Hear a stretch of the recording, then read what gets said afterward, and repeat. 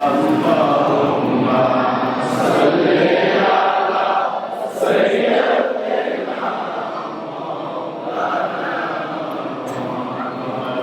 যাওয়ার 20 বছর হয়ে গেল। 2005 সালে উনি মারা গেছেন। ওনাকে ব্যস্ত নসিব করুন। আমরা আসলে ছোটকাল থেকেই উনি লেখাপড়ার জন্য অনেক আমাদেরকে অনেকভাবে আর কি, যাতে আমরা বেশ পড়াশোনাতে থাকি, অনেক শাসন আদর সব কিছু মিলিয়েই এই এলাকায় উনি স্কুল করে গেছেন একটা, আমাদের যে আকুলিয়া গার্লস হাই স্কুলটা। উনি একজন প্রতিষ্ঠাতাদের মধ্যে একজন।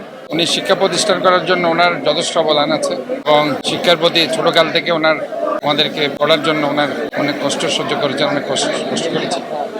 আমার আব্বা আসলে একজন ব্যবসায়ী ছিলেন। উনি চট্টগ্রাম রেশন মালিক সমিতির সভাপতি ছিলেন, নির্বাচিত পরপর দুবার। এবং ওই সময় রেশনিং, এখন যে আমরা ন্যায্য মূল্যে বিভিন্ন দ্রব্যাদি দিয়ে থাকি, তখন রেশনিং এর মাধ্যমে সেটা, এবং পুরো চট্টগ্রাম সিটিতে উনি এগুলি নিয়ন্ত্রণ করতো সবাইকে। উনি প্রেসিডেন্ট হিসাবে সার্বিকভাবে উনি সহযোগিতা করেন। তো যাই হোক, আজকে উনি নেই, ওনার জন্য আপনারা সবার দোয়া চাচ্ছি। আল্লাহ তাআলা ওনাদেরকে যাতে জান্নাতবাসী করুন। আমি এখানে যারা আজকে উপস্থিত হয়েছে, আমি অত্যন্ত কৃতজ্ঞ। ওনারা আসলে এসে আমার আব্বার জন্য দোয়া করেছেন। আমি ওনাদের প্রতি ধন্যবাদ জানাচ্ছি, কৃতজ্ঞতা প্রকাশ করছি। ডাক্তার শাহাদাত হোসেন চট্টগ্রামের রাজনীতিতে একজন পরিচ্ছন্ন, মেধাবী এবং জনবান্ধব নেতা হিসেবে ইতিমধ্যেই চট্টগ্রামের সকল মহলে উনি একজন জননেতা হিসেবে স্বীকৃত হয়েছেন।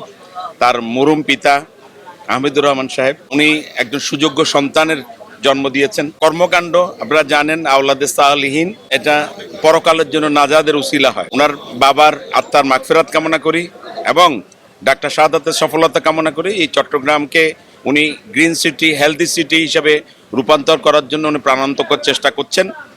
ইনশাআল্লাহ চট্টগ্রামের মানুষের ভালোবাসায়, দোয়ায়, ওনার কর্মযজ্ঞ দিয়ে উনি মানুষের মন